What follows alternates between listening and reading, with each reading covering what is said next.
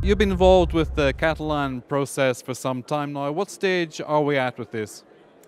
Well, what we are seeing now is clearly a worsening of the situation and an escalation of the repression against Catalan political leaders, with 5 more top politicians in pre-detention in a prison near Madrid, with in total now 7 politicians in exile, drifting around in Europe, and with the Catalan president in custody in Germany.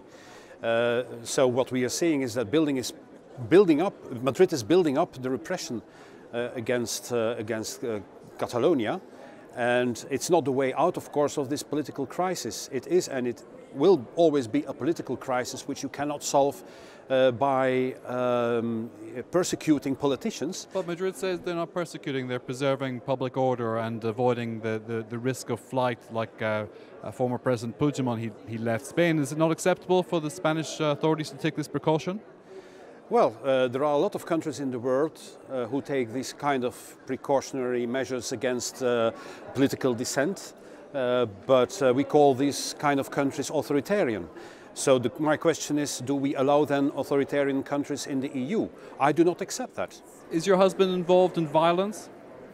No. Catalan movement shows for years has showing a movement pacific, and a lot of people pacific and transversal. I don't know. It's yeah.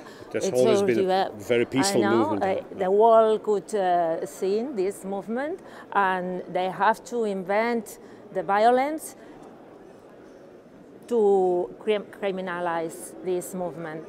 Joaquim Forn, we see some evidence of rising tensions and violence on the street now. Do you blame one side or the other, or is this something which really requires international mediation? It requires international mediation. We've been asking this for months now.